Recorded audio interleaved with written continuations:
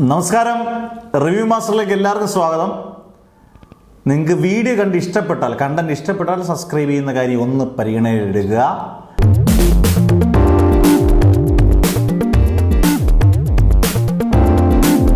ഇന്ന് ചെയ്യുന്ന വീഡിയോ എനിക്ക് ഈ വീഡിയോ ചെയ്യണം എന്ന് ആഗ്രഹിച്ച് ഇതിൻ്റെ കണ്ടന്റ് വളരെ ഇമ്പോർട്ടൻ്റ് ആണെന്ന് ആഗ്രഹിച്ച് ചെയ്യുന്നൊരു വീഡിയോ ആണ്.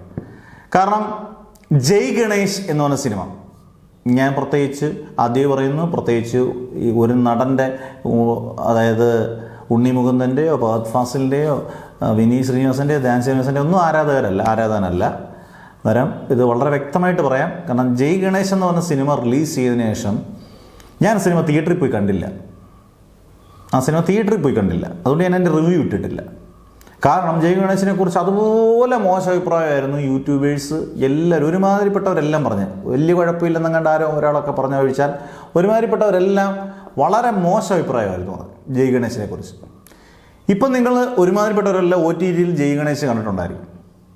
ഇത്രയും മോശം പറയാൻ ജയ് ഗണേഷ് എന്ന് പറയുന്ന സിനിമ അത്രയ്ക്ക് മോശമാണോ?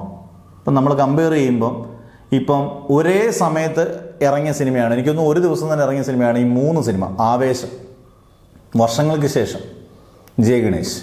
ആവേശം ഞാൻ പറയാമല്ലോ, ആവേശം നമ്മളൊരു ഒരു ഒരു തിയേറ്ററിൽ നമ്മൾ പോയി കാണുമ്പോൾ നമുക്ക് കിട്ടുന്നൊരു ഒരു ഒരു ഗംഭീരമായ ഒരു പൾസ്, എൻ്റർടൈനിങ് ആയിട്ടുള്ള പൾസ്. നല്ല അതിനകത്തെ ഡയലോഗുകളിൽ എനിക്ക് തോന്നുന്നൊരു 25 വയസ്സ് അല്ലെങ്കിൽ 30 വയസ്സ് താഴെയുള്ളവർക്ക് അല്ലെങ്കിൽ 40 വയസ്സ് താഴെയുള്ളവരെല്ലാവരും അമ്പാനും രംഗണ്ണനും ഒക്കെ നല്ല കിടുകനായിട്ട് ആ സിനിമ എടുത്തേക്കുന്നത്. എൻ്റെ കഥാ പശ്ചാത്തലം ഒന്നുമല്ല, പക്ഷേ ആവേശം ആ രീതിയിൽ ഏറ്റവും ടോപ്പ് കളക്ഷൻ അർഹിക്കുന്ന സിനിമ തന്നെ, എന്ന സംശയമില്ല. ഞാൻ വർഷങ്ങൾക്ക് ശേഷം ഞാൻ കണ്ടതിന് ശേഷം തന്നെ ആ ദിവസം തന്നെ ഞാൻ റിവ്യൂ ചെയ്തു. പക്ഷെ നമ്മുടെ ചെറിയ ചാനലായതുകൊണ്ട് അറിയാം ഒരുപാട് പേരൊന്നും കണ്ടില്ല.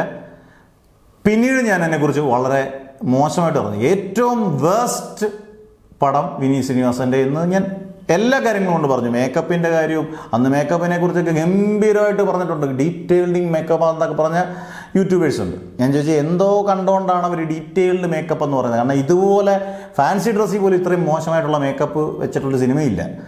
കഥാപശ്ചാത്തലം ആയിക്കോട്ടെ, ക്രിഞ്ചായിക്കോട്ടെ, എല്ലാം, പാട്ട് പോലും വിനീത് ശ്രീനിവാസൻ ഇത്രയും മോശമായൊരു സിനിമ. നമ്മളൊരാളെ ആരാധിക്കുന്നുണ്ടെങ്കിൽ, അവരോട് ഇഷ്ടമുണ്ടെങ്കിൽ, അവർ കാണിക്കുന്നത് മോശം ചിത്രമാണെങ്കിൽ അത് മോശമെന്ന് നമുക്ക് പറയാൻ പറ്റണം. അന്നേരം അടുത്ത സിനിമയെങ്കിലും നന്നാക്കാൻ അവർ ശ്രമിക്കത്തുള്ളൂ. ഹൃദയം മുതൽ വളരെ താഴോട്ട് പോകുന്ന വിനീത് ശ്രീനിവാസൻ്റെ ഏറ്റവും മോശം സിനിമയായിട്ടുള്ള വർഷങ്ങൾക്ക് ശേഷം കണ്ടിട്ട് അതിഗംഭീരം, സൂപ്പർ, ഗംഭീരം നാവകം എന്ന് പറഞ്ഞ പാട്ട് ഗംഭീരം. ഒരിടത്തും ഹിറ്റായിട്ടില്ല പാട്ടുകളൊന്നും. മൊത്തത്തിൽ ഒരു നിവിൻ പോളിയുടെ ഒരു കുറച്ച് സീൻ, അതൊന്നും വലിയ പ്രസക്തമായ കാര്യമൊന്നുമല്ല. അതൊഴിച്ച് നോക്കിയാൽ വർഷങ്ങൾക്ക് ശേഷം വളരെ മോശം. എന്നിട്ട് ഞാൻ പറഞ്ഞു വന്ന പോയിന്റ്, ജയ് ഗണേഷ് എന്ന് പറഞ്ഞ സിനിമ സത്യം പറഞ്ഞാൽ അതിഗംഭീര സിനിമയൊന്നും അല്ല, പക്ഷേ വൺ ടൈം മസ്റ്റ് വാച്ചബിൾ എന്ന് ഞാൻ പറയും. വൺ ടൈം വാച്ചബിൾ ആണ് സിനിമ. ഇപ്പം രഞ്ജിത് ശങ്കറാണ് അതിൻ്റെ സംവിധാനം. ഉണ്ണി മുകുന്ദൻ അഭിനയിച്ചേക്കുന്നു, അതിനകത്ത് അശോകൻ അഭിനയിച്ചിട്ടുണ്ട്, പിന്നെ ഗുരു സോമസുന്ദർ അഭിനയിച്ചിട്ടുണ്ട്. നല്ല ക്യാരക്ടറൈസേഷൻ, നമ്മുടെ സമകാലീന സംഭവങ്ങളുമായിട്ട് ബന്ധപ്പെട്ട ഒരു സിനിമ, നമുക്ക് സമകാലീന പല കാര്യങ്ങളുമായിട്ട് കണക്ട് ചെയ്യുന്നൊരു സിനിമ. ഞാൻ ഈ സിനിമ കാണാൻ പോകാനിരുന്നതാണ്, പക്ഷേ നമുക്കൊരു അബദ്ധം പറ്റിയത് ഈ പറഞ്ഞ പോലെ നമ്മൾ ചെയ്യരുതാത്തതാണ്. കാരണം നമ്മൾ റിവ്യൂ നോക്കാൻ സിനിമ കാണണം എന്നുള്ളതാണ് ഇനി ഏത് സിനിമയുടെയും ഏറ്റവും പ്രത്യേകത. കാരണം ഈ സിനിമ എല്ലാവരും നെഗറ്റീവ് പറഞ്ഞപ്പോൾ എന്നാൽ പിന്നെ OTT വരട്ടെ, ഉണ്ണി മുകുന്ദൻ്റെ പടമല്ലേ. പക്ഷേ അങ്ങനെ ആയിരുന്നില്ല. സിനിമ നമ്മൾ ഫാമിലിയായിട്ട് ഉണ്ണി മുകുന്ദൻ്റെ ജയ് ഗണേഷ് അല്ലെ രഞ്ജിത് ശങ്കർ, കാരണം രഞ്ജിത് ശങ്കർ ഒരു മിനിമം ഗ്യാരണ്ടി, അവരും മോശം പടം ചെയ്യുന്നൊരു സംവിധാനം അല്ലെന്നുള്ളത് നമുക്ക് ഉറപ്പായിരുന്നു. പക്ഷെ ഇത് അതുപോലെ മോശമാക്കി പറഞ്ഞു. സത്യം പറഞ്ഞാൽ നല്ലൊരു പ്ലോട്ടാണ്. ഞാൻ പറഞ്ഞില്ല, സമകാലീന സംഭവങ്ങൾ. എനിക്ക് ആകെ നെഗറ്റീവായിട്ട് പറയണമല്ലോ, ആകെ എനിക്ക് നെഗറ്റീവായിട്ട് തോന്നിയത് ഉണ്ണി മുകുന്ദൻ ആ സിനിമയ്ക്ക് അത് ഇമോഷണൽ രംഗങ്ങൾ അഭിനയിക്കുമ്പോൾ കൈവിട്ട് പോകുന്നതായിട്ട് തോന്നി. കാരണം അതങ്ങോട്ട് പ്രസൻറ്റ് ചെയ്യാൻ പുള്ളിക്ക് അത്ര പറ്റിയില്ല. അത് ഒഴിച്ചു നിർത്തിയാൽ ഉണ്ണി മുകുന്ദൻ്റെ ഗംഭീരമായ പ്രകടനം, ബാക്കി ഇമോഷണൽ രംഗങ്ങൾ ഒഴിച്ചു നിർത്തിയാൽ ഗംഭീരമായ പ്രകടനങ്ങൾ, ഒരു കൊച്ചനായിട്ട് അഭിനയിച്ചിരിക്കുന്ന പയ്യൻ്റെ ഗംഭീര പ്രകടനം, ഗുരു സോമസുന്ദരൻ കുറച്ച് സീനുകളതിൽ നന്നായിട്ടുണ്ട്, അശോകൻ്റെ സീനുകൾ, അതുപോലെ ബാക്കിയുള്ള അതിനായിട്ട് ചുറ്റുമായിട്ട് നിൽക്കുന്ന ക്യാരക്ടേഴ്സൊക്കെ നന്നായിട്ട് ചെയ്തേക്കുന്ന ഒരു സിനിമ. ഒരു വലിയ ക്യാൻവാസിലൊന്നും എടുത്തേക്കുന്ന പടമല്ല, പക്ഷേ ഉള്ള ക്യാൻവാസിൽ നല്ല രീതിയിൽ എടുത്തിട്ടുണ്ട്. വൺ ടൈം ഉറപ്പായിട്ട് ഒരു വട്ടം കാണാവുന്ന സിനിമ. ഈ സിനിമയെ സത്യം പറഞ്ഞാൽ നശിപ്പിച്ചതും യൂട്യൂബേഴ്സ് തന്നെയാണ്, അല്ലേ? അന്നേരം ഇതൊക്കെ നമുക്ക് പറയാം ഓരോരുത്തരുടെ അഭിപ്രായമാണ്. അന്നേരം ഈ വർഷങ്ങൾക്ക് ശേഷം എനിക്ക് മനസ്സിലാകാത്ത ഈ വർഷങ്ങൾക്ക് ശേഷം കാണുമ്പോഴും ഈ ജയ് ഗണേശ് കാണുമ്പോഴും ഏത് കണ്ണിൽ കൂടിയാണ് നമ്മൾ ഇത് കാണുന്നത്? ജയ് ഗണേശ് നല്ലതാണെങ്കിൽ നല്ലതെന്ന് പറ, അല്ലെങ്കിൽ വർഷങ്ങൾക്ക് ശേഷം നിങ്ങൾക്ക് ഇഷ്ടപ്പെട്ടു അത് ഗംഭീരം എന്ന് പറ. ഇത് ലാസ്റ്റിൽ വന്നപ്പോഴെന്തുവായി? വർഷങ്ങൾക്ക് ശേഷം ഇപ്പോൾ എല്ലാവരും OTT-യിലൂടെ കണ്ടപ്പോഴത്തേന് പലരും കണ്ടു തീർന്നിട്ടില്ല സിനിമ.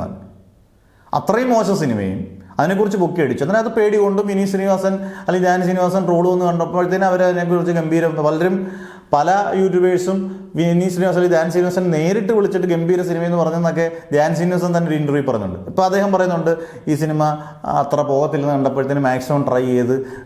പക്ഷെ അത് തെറ്റല്ലേ? മാക്സിമം ട്രൈ ചെയ്ത് ആൾക്കാർ കഷ്ടപ്പെട്ട് പൈസ ഉണ്ടാക്കിയില്ല ഈ പടം കാണാൻ പോകുന്നത്. അന്ന് ആവേശത്തെക്കുറിച്ച് പോലും ധ്യാൻ ശ്രീനിവാസൻ മോശമായിട്ട് സംസാരിച്ചു. അതായത് അതിൻ്റെ സെക്കൻഡ് ഹാഫ് ലാഗ് അടിക്കുന്നോ ഒക്കെ ഒരിക്കലും അങ്ങനെയൊന്നും പബ്ലിക്കായിട്ട് പറയാൻ പാടില്ല. എന്നിട്ട് വേറെ ഈ 2 പടങ്ങളുടെ കൂട്ടത്തിൽ ആൾക്കാർ പോയപ്പോൾ യഥാർത്ഥത്തിൽ ഒരു അത്യാവശ്യം നല്ലൊരു സിനിമ തകർത്ത് തരിപ്പണമാക്കി. അതിൻ്റെ ഉദാഹരണമാണ് ജയ് ഗണേശ്. ജയ് ഗണേശ് കാണാതൊന്ന് കണ്ടു നോക്കും. നിങ്ങൾ ഒരിക്കലും, ഞാൻ ഉറപ്പായിട്ടും പറയുന്നു, ഒരിക്കലും നിങ്ങൾ ഉറപ്പായിട്ടും നമ്മൾ ഇപ്പം ടി വിയിലാണ് കരുതെങ്കിൽ, ഇപ്പോൾ OTT TV-യിലാണ് കാണുന്നതെങ്കിൽ ഉറപ്പായിട്ടും നമ്മൾ ഓഫ് ചെയ്യത്തില്ല. അങ്ങനെ ക്രിഞ്ചൊന്നും അല്ല, അങ്ങനൊരു സിനിമയല്ല. നമ്മൾ ഒരു വട്ടം നിർബന്ധമായിട്ടും കണ്ടിരിക്കും. 1 ടൈം വാച്ചബിളാണ്.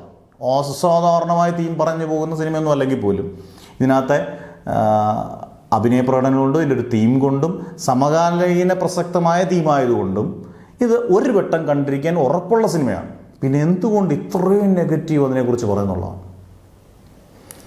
ഒരു തെറ്റായ രീതിയാണ് സത്യം പറഞ്ഞാൽ ഒരു സോഷ്യൽ മീഡിയ പ്രചരിപ്പിക്കുന്നത്. ഇത് കണ്ടുകൊണ്ട് ഇത് കേട്ടതിന് ശേഷം തീരുമാനം എടുക്കുന്ന സത്യം പറഞ്ഞാൽ മൊത്തത്തിലുള്ള സത്യം പറഞ്ഞാൽ നമ്മൾ ഓരോരുത്തരുടെ വ്യൂ പോയിൻ്റാണ് എന്ന് പറഞ്ഞ് നമുക്ക് ആശ്വസിക്കാം. ഓരോരുത്തരുടെ വ്യൂ പോയിൻ്റാണ് പറയുന്നത്. ഇപ്പോൾ എൻ്റെ വ്യൂ പോയിൻ്റാണ് പറയുന്നത്, എൻ്റെ വ്യൂ പോയിൻ്റ് തെറ്റാണ്, ശരിയാണ്. പക്ഷേ ഇതൊരു ഭയങ്കര കോൺട്രാസ്റ്റ് അല്ലേ? നല്ലൊരു സിനിമയെ മോശമൊന്നും വളരെ മോശമൊന്നും വളരെ മോശം സിനിമയ്ക്ക് അതിഗംഭീരമെന്നും പറയുന്നത് നമുക്ക് മനസ്സിലാകത്തില്ല. ഒരു വർഷങ്ങൾക്ക് ശേഷം നമുക്കൊരു ആവറേജ് എന്ന് പറഞ്ഞിരുന്നെങ്കിൽ പോലും നമുക്ക് അതിൻ്റെ ഒരു പിടി കിട്ടിയേനെ. പക്ഷേ ഇത് ഭയങ്കര കോൺട്രാസ്റ്റായിട്ട് പറയുന്നത് ഒരു തെറ്റായ നയം തന്നെയാണ്. അത് സിനിമയെ പൂർണ്ണമായിട്ടും നശിപ്പിക്കും. ഇപ്പം ജയ് ഗണേശൻ ഒരു ബഡ്ജറ്റ് ഇട്ട് കഷ്ടപ്പെട്ടാണല്ലോ എല്ലാ സിനിമകളും ചെയ്യുന്നത്. അന്നേരം അതൊരു ഒരു ലോബിക്ക് വേണ്ടി കളിക്കുവാണോ എന്ന് പോലും നമുക്ക് തോന്നിപ്പോകുന്ന രീതിയിലാണ് ജയ് ഗണേശൻ. എനിക്ക് കഴിഞ്ഞ ദിവസം കണ്ടപ്പോഴാണ് എനിക്ക് തോന്നിയത് ഇങ്ങനൊരു വീഡിയോ ചെയ്യണമെന്നുള്ളത്. എന്നിട്ട് നിങ്ങൾ നിങ്ങളുടെ അഭിപ്രായങ്ങൾ പറയുക, അത് കൃത്യമായിട്ട് പറയുക. അതിനകത്ത് മതമോ അല്ലെങ്കിൽ രാഷ്ട്രീയം ഒന്നും പെടുത്താതെ പറയുക.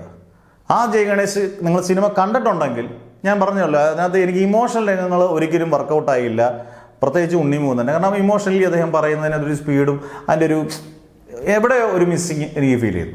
അല്ലാതെ നോക്കുമ്പോൾ ജയ് ഗണേശ് 1 ടൈം വാച്ചബിൾ മസ്റ്റായിട്ട് ഫാമിലിയായിട്ട് നന്നായിട്ട് തിയേറ്ററിൽ പോയി എൻജോയ് ചെയ്യേണ്ട ഒരു പടമായിരുന്നു.